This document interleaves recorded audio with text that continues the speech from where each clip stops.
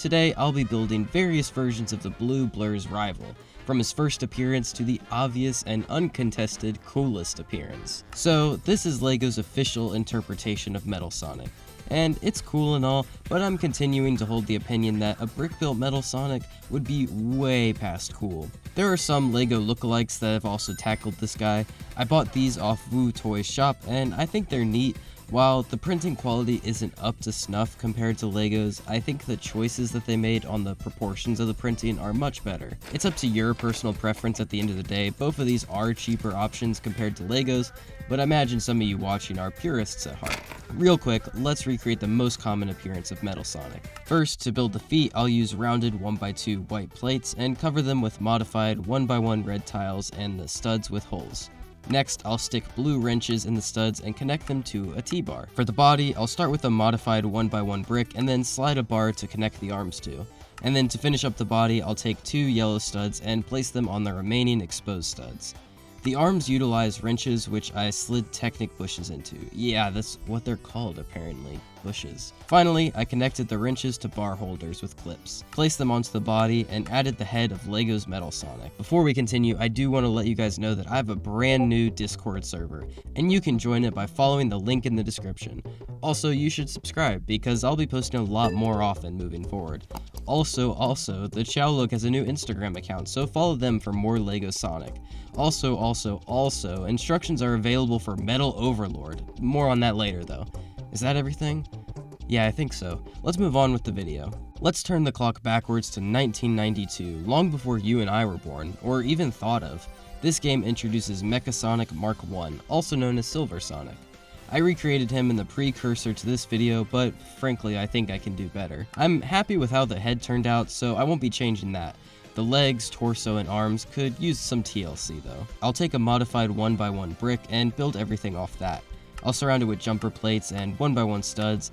The arms utilize these cool fist elements that I got from an Ultra Agent set. Next, I'll grab a 2x2 rounded tile that has a hole to slide a T-bar into.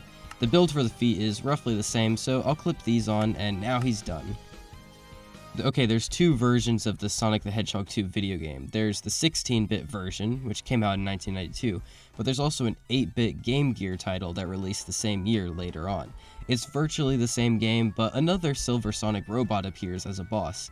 He also makes a cameo in Sonic Mania, so let's recreate him. For the head, I've swapped some colors around and removed the ears, but other than that, it's virtually the same build as the last Sonic-themed robot. And I'm using 1x1 modified bricks as the base, but the arms are built with L-bars and clip pieces to represent the hands. And I'll place a 1x1 tile on the front for his chest and a small jetpack build on the back to help him rocket around the stage. Finally, his legs are built with clip elements and these modified 1x1 fang plates. He's a cute little guy, and he scales nicely with LEGO's Sonic minifigure. Soon after 1992, Sega introduced Mecha Sonic Mark II, a much taller, beefier attempt at matching Sonic's speed and strength. And I've already recreated him in LEGO, and I'm very happy with how he turned out. However, here's a bit of Sonic lore for you guys. Mecha Sonic Mark II goes into super form in Sonic and Knuckles, and from my understanding this requires the Master Emerald, while Sonic and the other cool hedgehogs can do so by harnessing the Chaos Emeralds. This tidbit is very interesting to me. How come robots can go into super form?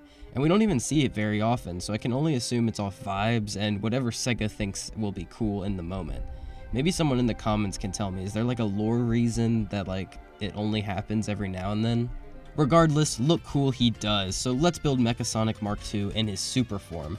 Considering we've already built a Mecha Sonic Mark II, I didn't want to make this segment too repetitive, but I am swapping out all the parts for alternative colors to give him a yellow and orange color palette. Sadly, my limited collection doesn't have all of the ideal parts that I would love to use for this build, and frankly, some of the pieces I wanted to use are kind of pricey on Bricklink. I did the best I could, and for the instructions on Rebrickable, I tried to balance accuracy and affordability, but feel free to swap things out for whatever colors you have on hand. The flame spewing out of his back is built out of translucent plates, and I started with clear ones and then built a layer of yellow plates and topped it with orange plates before sliding it into place. Just like how I pose my minifigures, I'm using clear 1L angled bars with a hollow stud, and they're great to get some dynamic angles on your builds.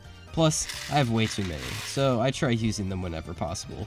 Moving ahead to 1995, Sega released a Knuckles spin-off title, Knuckles Chaotix. It introduced several new characters to fill up the Sonic roster: Vector, SBO, Charmy, and Mighty. During the game's story, Metal Sonic shows up in a new upgraded form because of the Dark Ring. This is Metal Sonic Kai, so let's recreate him next. For the base, I'm using this 16x16 plate. I tiled off the entire surface, leaving a 2x2 stud space for a column of transparent bricks to hold him up. In the reference material, you can see that his legs are just kind of floating below his body. There isn't actually a connection point. So I took white clip plates and translucent beams and slid the legs on. The body is using hinge plates to recreate a cylinder-like build, and I'll sprinkle in some grill plates to add some detail. Next, I'll use some slopes to polish off the front and the back. I built a huge red quill to attach on the back, and then on the front, I'll place a black dish with a translucent orange rounded 2x2 plate. The arms are connected to the body using mixable joints, and the hands use the same to give this guy a bit of posability. Off camera, I designed these huge side quills with pipes spewing from them in every angle. To connect them, I'll use a Lego sausage element. Kind of unconventional, but it gives the perfect angle, trust me. After placing 2 more red quills and a large mouth with spiky teeth, I'm done. This guy looks so intimidating. Metal Sonic Kai has only appeared in 1 game, but his design is so outlandish, especially for a version of Metal Sonic. I think he deserves to return. The angles and proportions made it so difficult to get him exactly right, but I'm still happy with the result. Moving on. I've gone on record by saying Shard is one of my favorite Sonic the Hedgehog characters. And for those of you who couldn't read when the comic was running, Shard was conceptualized by asking, what if Metal Sonic was a good guy? And the result is short but sweet, so let's build him in Lego. As always, I'm starting with a modified 1x1 brick. I'll slide a bar in to connect the arms to. Shard usually has his main weapon of choice equipped, so I'll give him an arm cannon. He has a red power gem on his chest, and so I'll put that in place using a hollow gold stud. His legs have a similar build to the first Metal Sonics, but I added gold plates and gray studs as well as a 1x1 by 2/3 plate with an open stud to give him more of a bulky armor feeling. To connect the head to the body, I'll use a bracket element, and then to build off more, I'll use modified 1x1 bricks. Finally, I grabbed some angled 1x2 slopes to recreate his metal quills and added a few gold elements. And here he is. I like how this guy turned out. I don't dip my toes into Archie comics very often, but it's a gold mine of cool designs, so comment below if there are any other things you want to see me recreate in Lego. Okay, I saw your comments crying out for a certain version of the Metal Menace. They did not fall on deaf ears, so let's build Neo Metal Sonic. For his legs, I'll use bracket pieces and some modified tiles and sheath slopes.